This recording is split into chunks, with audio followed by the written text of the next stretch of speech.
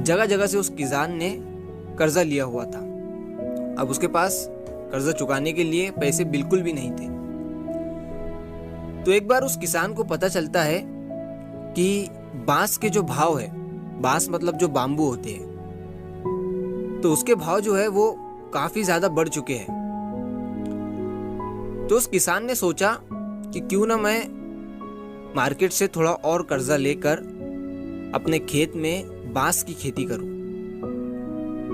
अब उससे होगा ये कि जब बांस की खेती होगी तो उसके ऊपर जितना भी कर्जा था वो बांस की खेती से, बांस के भाव बढ़ने की वजह से उसके ऊपर का कर्जा पूरा खत्म हो सकता था।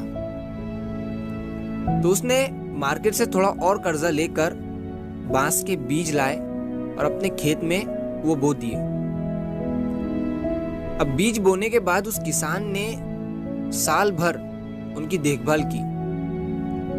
अब बांस की खेती में होता यह है कि कम से कम 3 और ज्यादा से ज्यादा 4-5 साल लगते हैं बांस की खेती होने में। तो 1 साल तक उस किसान ने बीज की अच्छे से देखभाल की अपने खेत में। फिर 2 साल हो गए, बांस की जरा सी भी जड़ें जमीन के बाहर नहीं आई।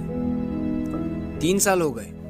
अब 3 साल होने के बाद उस किसान को लगा कि अब कुछ नहीं होने वाला है, जरूर कुछ ना कुछ गड़बड़ हुई है जिसकी वजह से बांस के बीज बाहर नहीं आ रहे हैं। और उस गांव के लोग भी उस किसान को यही कह रहे थे कि जरूर तुमने जो बीज लाए थे उनमें ही कोई खराबी होंगी, नहीं तो अब तक बीज जो है बाहर निकल जाने चाहिए थे। ये सुनने के बाद उस किसान ने बीज की देखभाल बंद कर दी और अब वो किसान मजदूरी करने लगा, क्योंकि अब उसके पास इतने पैसे भी नहीं थे और ना ही वो किसान कर्जा ले सकता था कि दूसरे बीज खरीदे और अपने खेत में दूसरे बीज बो दे।